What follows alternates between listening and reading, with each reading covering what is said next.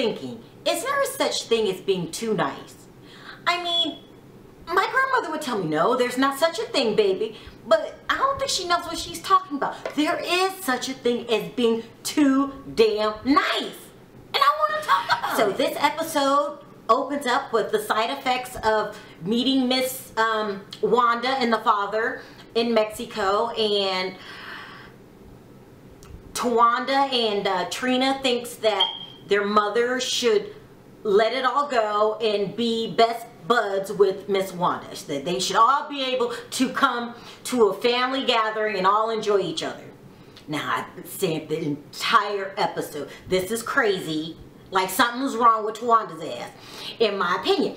But Towanda is, she confuses me a little bit. Well, let me start out with the good. Towanda has a mean lipstick game, okay?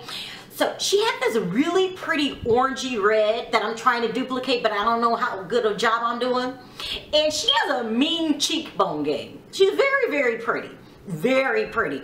And when you're that pretty, I just think, you should have a little more, like, stop trying to be fair. Stop holding people's secrets. Stop being the good one. I mean, God, damn. Like, oh my God. So she got her divorce with Andre, that's the name. She gave him the house. He gave her, he agreed to co-parenting or whatever it's called when you split equal time. And she was really serious about not turning this into a big drawn out nasty divorce, okay? So she was like really, really emphasis on that. She said because her parents' divorce scarred her. But it only scarred her because of the way she's looking at it, child, please. And so now, so she got her divorce from Andre. She gave him the house. I wouldn't have gave him nothing. That's my gift to you, is the divorce. But you don't get shit that I worked hard for, but okay. She gave him the house in LA. I'm just going to leave it at that. And now she is making it her life mission, her and Trina, to bring Miss Evelyn, the dad's mistress that he now married, together with her mother. Now these two are driving me crazy. Now Trina says this is what helped her get closure with her divorce. Like, Hearing Gage said he wasn't the best husband. But not everybody looks at life that way. My closure is signing on the dotted line with all my money. Now, I believe like we need two people like me and Towanda in the world, because there's nothing wrong with being a little selfish, making sure that your bank account doesn't take too big of a hit from this damn divorce, okay? That's just how I look at it, because you made me get the divorce. But to make Miss Evelyn sit down with the mistress and try to iron things out and hear her side of the story, it's just damn ridiculous. Well, I want to hear her side of the story. There's no closure here. The closure is the divorce. She better just be glad I'm still talking to his ass. The little snake slide, little shady son of a bitch, Papa Braxton. Like, y'all need to leave this alone. I agree with Tamar and Toni. Leave it alone. Towanda, life isn't always roses and peaches and warm apple pie. I mean, I don't get it. And you're just lucky as hell that Andre woke up one day and decided to give you joint custody. But best believe more is coming. He gonna want something else. That's how people are. You can't always look at life like innocent until proven guilty. You have to look at life like guilty until proven innocent, because you can't trust a lot of people. And while I admire, I mean a little bit, I mean sometimes, your adulthood, because you handle every situation as if you're a damn adult, but sometimes you gotta find your inner brat and just, make people back the hell up. You can't always keep going through life being so friendly. I mean, at least that's what I was taught. Please, look, back off your mom. Look, she don't want to have dinner with the damn mistress. This is ridiculous. I agree with Tamar and Toni. Let it go.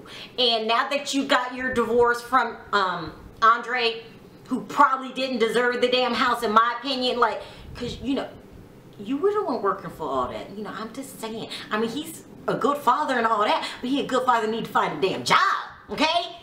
Child, be glad that it's over with and move forward. And I'm glad you guys can talk for now. I guarantee you, this ain't gonna last, child. This is not gonna last, okay? Especially because he was the one that didn't want the divorce.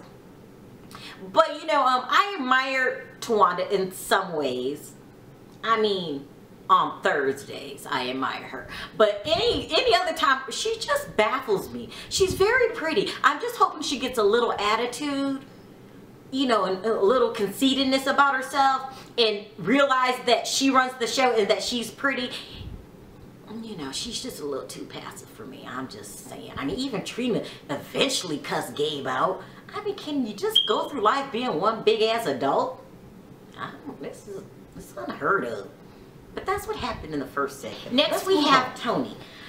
Oh my gosh, poor Toni. Now, Toni is the most responsible of the group and the big sister, but she's got lupus.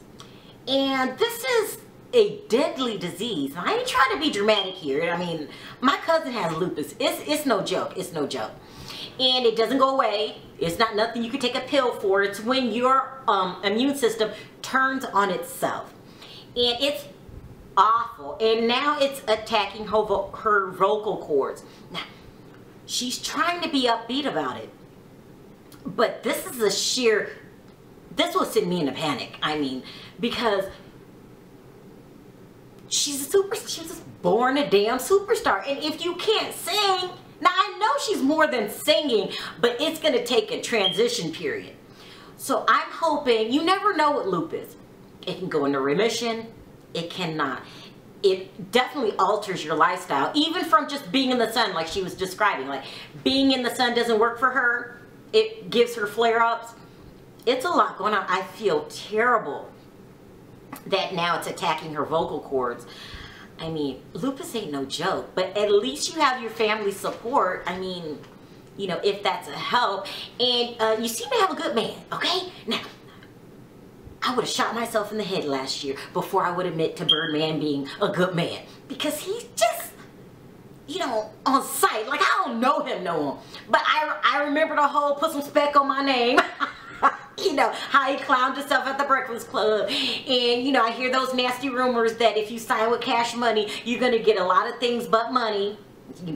I didn't say that. That's just going around. I didn't say it. And, you know, the whole Lil Wayne beef, you know, he just doesn't have a good reputation. Matter of fact, I think Toni Braxton is the only one saying good things about him. And then, you know, he's got the whole tatted look. I mean, every inch of this boy is tatted. I mean, I can't take it, child, please. I probably wouldn't even recognize him if he got all them damn tattoos removed. They're on his face. I mean, they're probably on his ass. I'm just saying, this is everywhere. And then he's got this heavy ass accent. Cause he from New Orleans, baby. You know what I'm saying? I cannot take it. So before Toni Braxton, I really didn't have a good image of Birdman. You know, there's just too much going around about him. But when Toni Braxton talks about him, there's like birds flying around her damn head and shit. Like, what? I don't get it. You know, and he has a laundry list of powerful, pretty, sane women that he's been dating. So, you know, maybe there's more to him than meets the eye. I'm just saying. And according to Toni, it is. But she says she's afraid to be happy. Child, now listen. Let all that go. The past is the past. Whoever did what to you, and you can't be in prevention mode. You're at an age now, just let it be. And if he's willing to be good to you, let it be. Because if it turns in any minute, you're Toni Braxton, you could drop his ass. You know, enjoy the good times while they're here. Don't run from him, Toni. I mean, even though it is with, you know, Brian, as you call him. I think you're the only damn person I ever heard called Brian. I heard other words. I heard people call him Birdman. I heard people call him asshole. But I never heard nobody call him Brian. But listen, if you and Brian want to be happy, open up your heart, Toni. Let it go. Go be happy. And, you know, he knows they'll be hell to pay if he don't do you right. They'll be hell to pay. I'm just saying. And plus, you deserve it. Okay? That's my advice to you. Okay, let's move on. Even though it wasn't too much going on in this episode, Towanda got her divorce, gave him the damn house. Toni's, Lupus is attacking her vocal cords. That's really serious. And she's scared to be happy with Birdman. There wasn't too much more going on. The episode ended where they're all at dinner and they're telling their friend their opinions about Miss Wanda and Papa Braxton, and basically Towanda, Trina, and Traci was really trying to get Miss Braxton, Mama Evelyn, to open up to being friends with Miss Wanda. Now, she said in her interview, like, the girls don't understand how shady Miss Wanda is. I wish she would tell them. She said that there would be parties and she would show up knowing she's the damn mistress, pretending like being the friend. Child, I don't play that. I do not play that. See, I don't think Towanda and Trina understand what it's like to have a, shall I say, trick in your face, pretending to be your friend when really she's banging your man. That is a whole different element of things. No. I support Miss Braxton. Never, ever, ever, ever talking to Miss Wanda. Not even at the damn funeral. Not even at her funeral. Like, you can't even come to my funeral. Like, we're done. I support that. So, Tamar, Toni, Miss Evelyn, and me, I know they don't even know me, all on the same page. Let that trick go. Now, I don't give a damn what she didn't know. I don't give a damn. Let her go. You don't want to be around people like that. Papa Braxton, you chose your wife over your kids. Right there, I'm kind of pissed off. Like, I might talk to you, but I ain't going to have the same respect for you as I have for my mom. So, I think everything came to the end. At the end of the conversation, the girls finally just said, let bygones be bygones. Miss Evelyn lied to them and said that she'll think about talking to Miss Wanda, but she ain't got no intentions. Child, please. She remember all the shit that Wanda did. No. So, but at least to get the children, not all of them, just Trina, Towanda, and Traci off her back, she just agreed to it. And sometimes there's nothing wrong with little lies. It's easier. Like, I always lie when it's easier. Just tell them I'll think about it. And just don't ever get around to it. But that's how the episode ended. I really, really like this show. Because it's real. Okay? It's real. It's about real life problems. Because, there's some shows out there just full of ratchetness. And those is okay too. But we need some realness to set off the ratchetness. This is why I love this show.